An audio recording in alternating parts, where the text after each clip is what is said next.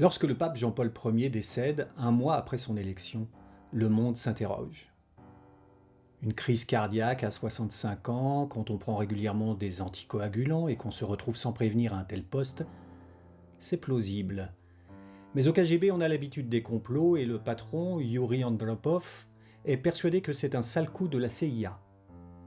Son agent au Vatican croit savoir que le nouveau pape n'appréciait guère les activités peu catholiques du Banco Ambrosiano. Quand son successeur est nommé, Andropov n'a plus de doute. Jean-Paul II, alias Wojtyła, est un cardinal polonais, classé comme ennemi potentiel dangereux par le KGB. Andropov est un esprit rationnel et droit, plutôt libéral pour un patron du KGB, mais néanmoins inflexible. Contrairement à tous ses prédécesseurs, les dissidents ne sont plus exécutés ni torturés en prison pour leur faire avouer les crimes les plus abracadabrants. Ils sont juste assignés à résidence au fin fond de la Sibérie. Mais dans des villes, pas dans des camps. Exilés à l'étranger pour les plus connus, ou tout de même internés en hôpital psychiatrique, forcément fous puisqu'ils sont dissidents, alors que c'est interdit.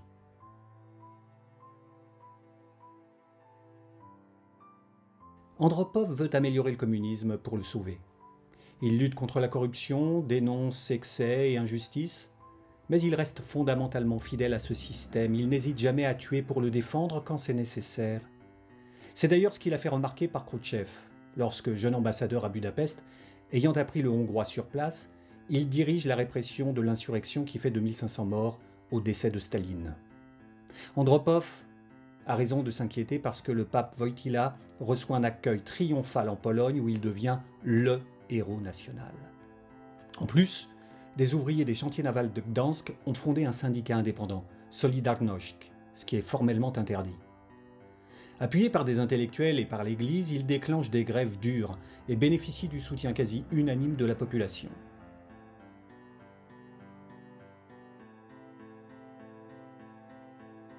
L'Église aide à répandre la bonne parole et met tout son poids dans la balance. Or, la Pologne est restée très profondément catholique.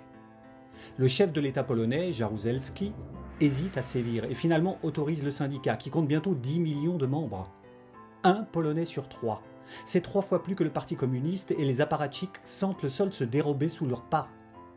Au premier congrès de Solidarność, les congressistes prient un genou en terre comme des moines guerriers. La première chose qui frappe le visiteur en Pologne à l'époque, c'est la force du sentiment anti-soviétique. Les Russes sont haïs par tout le monde.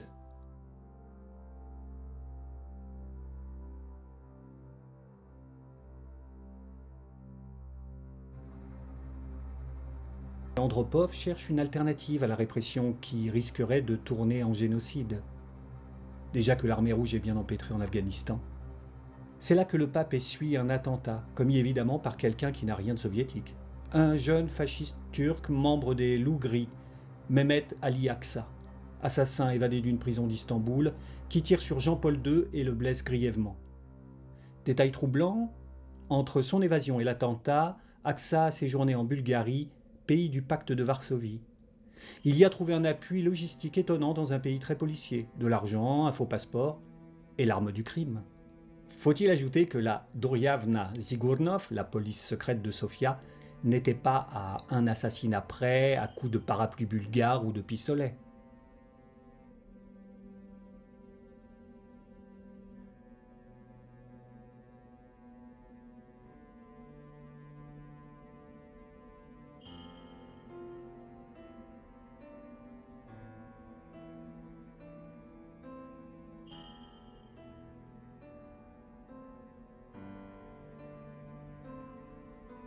Victime lui aussi d'un attentat quelques mois plus tôt, Ronald Reagan, le nouveau président des États-Unis, demande à rencontrer Jean-Paul II.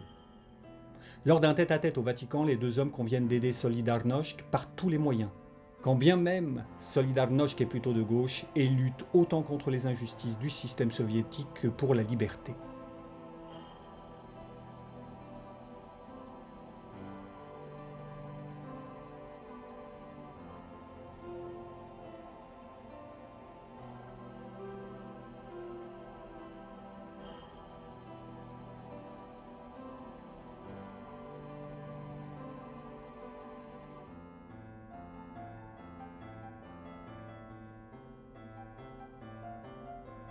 La guerre froide change alors d'échelle. Les USA évitent toujours d'attaquer frontalement l'URSS, mais augmentent la pression par la religion et l'économie. Le catholicisme en Pologne et l'islam en Afghanistan sont utilisés contre le communisme athée, tandis que la course à l'espace et aux armements doivent épuiser l'URSS qui ne peut plus suivre, surtout si la course est truquée. L'ambitieux programme de la guerre des étoiles est lancé à grand renfort de publicité par Reagan. Sauf que les satellites armés de lasers tueurs de missiles n'existent que dans les films de Star Wars et dans son imagination. L'ancien chef du syndicat des acteurs joue là son plus beau rôle, et les efforts gigantesques mis en œuvre pour protéger le secret convainquent le KGB.